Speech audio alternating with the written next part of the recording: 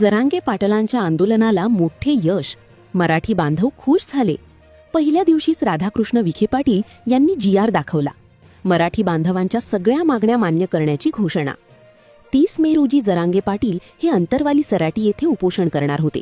ही कल्पना त्यांनी सरकारला दिली होती. अनेक वेळा चर्चा झाल्या, पण निष्फळ ठरल्या. अजून उपोषणाला ते सकाळी बसले होते, त्यानंतर काही तासातच स्वतः राधाकृष्ण विखे पाटील तिथे आले. त्यांनी थेट चर्चा केली. चर्चा केल्यानंतर त्यांना GR दाखवला आणि थेट पत्र दिले. 14 मुद्द्यांवर शिक्कामोर्तब झाले असून आता मराठी बांधवांचा मोठा विजय झाला आहे. थेट पत्र लिहून दिले आहे. लेखी लिहून आश्वासन देण्यात आले. 5 मिनिटांपूर्वीच मराठी बांधवांसाठी एक आनंदाची बातमी समोर आली. सकाळी 10 वाजता उपोषणाला सुरुवात झाली होती. अगदी काही थोडे तास झाले होते.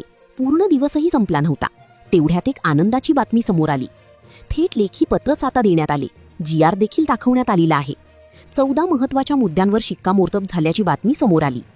राज्याचे कॅबिनेट मंत्री स्वतः तिथे बाजूला बसून जरांगे पाटील यांच्या मागण्यांविषयी चर्चा करत होते की तिथे चर्चा झाली आणि काही तासातच शिक्कामोर्तब झाले. आता मराठा बांधव प्रचंड खुश झाले आहेत. एक जल्लोष सुरू झाला. मग अचानक काय झाले की इतक्या कमी वेळातच सरकारने सगळ्या गोष्टी मान्य करण्याची चर्चा सुरू झाली. तो GR नवा नेमकं काय आहे? त्या पत्रामध्ये नेमकं काय लिहिले? कोणत्या कोणत्या मागण्या त्या ठिकाणी मान्य झालेल्या आहेत? कोणत्या 14 महत्त्वाच्या नवीन सूचना याच्यामध्ये देण्यात आलेल्या आहेत? जरांगे पाटील तसेच विखे पाटील याच्यावर काय म्हणाले? आता मराठा बांधवांना नेमकी केव्हापासून प्रमाणपत्र मिळणार? चला जाणून घेऊया संपूर्ण सविस्तर रिपोर्ट. 30 मे आजचा दिवस मराठा बांधवांसाठी अतिशय महत्त्वाचा. कारण की अंतरवाली सराटी येथे संघर्ष होता. मनोजदादा जरांगे पाटील हे भर उन्हात सकाळी 10 वाजल्यापासून उपोषणाला बसले होते. त्यांचा विजय झाल्याची चर्चा होऊ लागली, कारण की 5 मिनिटांपूर्वी एक GR आल्याची बातमी समोर आली. पण खरं तर अचानक हे घडले का? तर नाही. खरं तर आजच्या चर्चेमध्ये 14 मुद्दे याच्यावर शिक्कामोर्तब झाले ते समजून घ्यायचे असेल तर आपल्याला 7 ते 8 दिवस मागे जावे लागेल. खरं तर मनोज दारांगे पाटील यांनी सरकारला काही दिवसांपूर्वीच इशारा दिला होता. सांगितले होते, मी 30 मे रोजी उपोषण करणार आहे. पण चर्चा झाल्या, पण त्या निष्फळ ठरल्या. आणि अखेर पहिल्यांदा जेव्हा भाजपचे नेते प्रसाद लाड या ठिकाणी भेटीला आले होते, त्यांच्यातही चर्चा झाली. सरकारने सकारात्मक असण्याचे आश्वासन दिले. पण जरांगे पाटील आपल्या मागण्यांवर ठाम राहून त्यांनी स्पष्ट शब्दात सांगितले की आम्हाला आश्वासन नको, आम्हाला थेट कृती किंवा लेखी आदेश द्या, GRच द्या. प्रसाद लाड यांच्या आश्वासनानंतरही तोडगा निघाला नाही. मग काल रात्री राधाकृष्ण विखे पाटील आणि जरांगे पाटील यांच्यात नेमकी काय गुप्त चर्चा झाली? रात्रीच्या त्या बैठकीत असा कोणता प्रश्न उपस्थित झाला ज्यामुळे चर्चा फिसकटली? पण खरा मुद्दा आज झाला, 30 मे रोजी. काही तासातच ते आंदोलन त्या ठिकाणी यशस्वी झाले, कारण की थेट पत्रच दिले. पण खरी सुरुवात 29 मे रोजी झाली होती, जेव्हा राज्याचे ज्येष्ठ मंत्री राधाकृष्ण विखे पाटील हे स्वतः मनोज जरांगे पाटील यांच्या भेटीसाठी अंतरवाली सराटीमध्ये दाखल झाली. काल रात्री विखे पाटील आणि प्रसाद लाड यांच्या उपस्थितीत तब्बल 1.5 तास मॅरेथॉन चर्चा झाली. विखे पाटलांकडून जरांगे पाटील यांची समजूत काढण्याचे शर्थीचे प्रयत्न झाले, मात्र जरांगे पाटील अत्यंत आक्रमक मूडमध्ये होते. या बैठकीत जरांगे पाटील यांनी हैदराबाद गॅझेटसह कुणबी दाखल्यांच्या मुद्द्यावरून थेट मंत्री विखे पाटलांवर प्रश्नांची सरबत्ती केली. मराठवाड्यातील मराठ्यांना 29 मेच्या आत कुणबी प्रमाणपत्र देण्याचे आश्वासन काय झाले? सातारा कोल्हापूर गॅझेटचे काय झाले? अशा अनेक धारदार प्रश्नांनी त्यांनी मंत्र्यांना धारेवर धरले. जवळपास 1.5 तास चाललेल्या या चर्चेत कोणताही ठोस तोडगा निघू शकला नाही. जरांगे पाटील आपल्या 10 प्रमुख मागण्यांवर ठाम राहिले आणि त्यांनी स्पष्ट केले की आता सरकारला 1 मिनिटाचाही वेळ दिला जाणार नाही. उद्या सकाळी 10 वाजता उपोषण सुरू होणार म्हणजे होणारच. रात्रीची चर्चा निष्फळ ठरली आणि आज सकाळी 10 वाजता जरांगे पाटील थेट शेतात उपोषणाला बसले. पण ते बसताच महाराष्ट्रात असं काय घडलं की समृद्धी महामार्ग ठप्प झाला? आंदोलनाचा हा वणवा अगदी काही तासात कसा पसरला? आणि थेट पत्र कसं काय दिलं गेलं? कशा मागण्या मान्य झाल्या? कोणत्या कोणत्या मागण्या मान्य झाल्या? लगेच पहा. आज सकाळी ठीक 10 वाजता दिलेल्या इशाऱ्याप्रमाणे मनोज जरांगे पाटील यांनी अंतरवाली सराटीमध्ये आपल्या आमरण उपोषणाला सुरुवात केली. कोणताही मंडप नाही, कोणतीही सावली नाही. थेट रणरणत्या उन्हात शेतामध्ये खाट टाकून जरांगे पाटील ठाण मांडून बसले. आज महाराष्ट्रात प्रचंड उष्णता आहे. पारा 40 अंश सेल्सिअसच्या पार गेला आहे.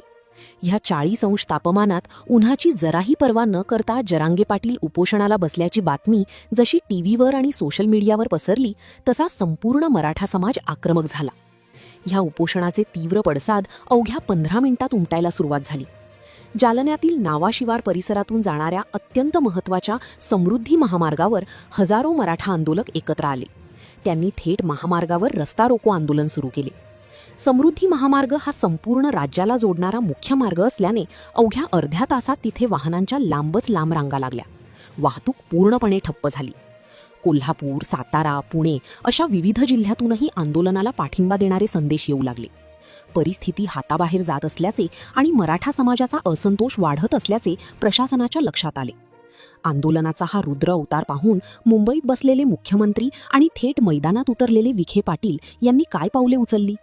विखे पाटील जेव्हा भर उन्हात जरांगे पाटलांना भेटायला आले तेव्हा त्यांच्यात काय संवाद झाला?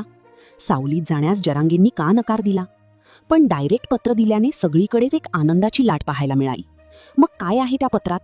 कोणत्या मागण्या मान्य करण्याचे सरकारने आश्वासन दिले आहे? चला पाहूया. समृद्धी महामार्ग रोखला गेल्याची आणि जरांगे पाटील भर उन्हात बसल्याची माहिती मिळताच राज्य सरकार प्रचंड गतीने कामाला लागले. मुंबईतून थेट आदेश सुटले. उपोषण सुरू होऊन अवघा 1 तास झाला होता तोच 11 वाजता राज्याचे मंत्री राधाकृष्ण विखे पाटील यांचे शिष्टमंडळ थेट अंतरवाली सराटीतील त्या शेतात पोहोचले आणि तिथे जरांगे पाटलांना तो जीआरचा मसुदा सुद्धा दाखवण्यात आला.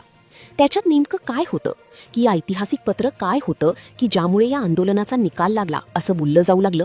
सरकारने कोणत्या मागण्या मान्य केल्या, कोणती मोठी घोषणा केली, लगेच पाहूया. जरांगे पाटील यांच्या हातात जे लेखी पत्र सोपवण्यात आले त्यामध्ये सरकारने अत्यंत महत्त्वाचे आणि ऐतिहासिक निर्णय घेतले आहेत. या पत्रातील तरतुदी आणि मुख्यमंत्र्यांनी केलेली घोषणा खालीलप्रमाणे आहे. मराठा आरक्षण कक्ष स्थापना. मराठा आरक्षणाचा मार्ग सुकर करण्यासाठी आणि कायदेशीर बाबी तपासण्यासाठी विशेष मराठा आरक्षण कक्ष स्थापन करण्यात येणार असून पुढील 1 महिन्याच्या आत तो लागू केला जाईल. हेल्पलाईन नंबर सुरू करणार. कुणबी नोंदी शोधणे आणि प्रमाणपत्र वाटप करताना येणाऱ्या अडचणी सोडवण्यासाठी सरकार एक विशेष हेल्पलाईन नंबर जाहीर करणार आहे. हा हेल्पलाईन नंबर पुढील 8 दिवस सतत सुरू राहणार असून मराठी बांधवांना याद्वारे थेट मदत मिळेल. मार्गदर्शक सूचना जारी.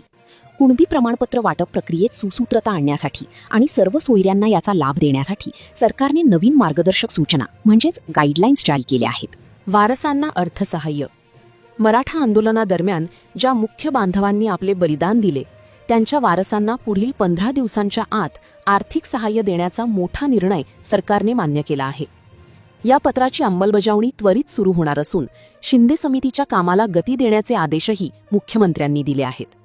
हे लेखी पत्र हातात पडताच मनोज जरांगे पाटील यांनी समाधान व्यक्त केले आणि अवघ्या 1 तासात हे ऐतिहासिक आमरण उपोषण यशस्वी झाले. आंदोलकांनी एकच जल्लोष करत अंतरवाली सराटीमध्ये गुलाल उधळला. मराठा जिंकला, मराठ्यांचा विजय झाला अशा घोषणांनी संपूर्ण परिसर दणाणून गेला. मित्रांनो, या संपूर्ण घडामोडींवरून एक गोष्ट स्पष्ट होते की जेव्हा समाज एकत्र येतो तेव्हा सरकारला नमते द्यावीच लागते. पण आता खरी लढाई सुरू होते ती म्हणजे या पत्राची आणि जीआरची जमिनीवर अंमलबजावणी होण्याची. अनेकदा कागदावर खूप चांगल्या गोष्टी दिसतात पण प्रत्यक्षात ते आपल्यापर्यंत पोहोचायला वर्षानुवर्ष निघून जातात. म्हणूनच एक सजग नागरिक आणि मराठी बांधव म्हणून आपल्याला आता शांत बसून चालणार नाही. हा व्हिडिओ संपण्यापूर्वी मी तुम्हाला एक अशी अतिशय महत्त्वाची आणि सोपी प्रक्रिया सांगणार आहे ज्याचा वापर करून तुम्ही स्वतः तुमच्या हक्काचे प्रमाणपत्र मिळवू शकता आणि या संपूर्ण प्रक्रियेत सहभागी होऊ शकता. मी तुम्हाला स्टेप बाय स्टेप सांगते की तुम्हाला पुढे काय करायचे आहे, त्यामुळे हा भाग अगदी लक्ष देऊन आणि लगेच कृती करा.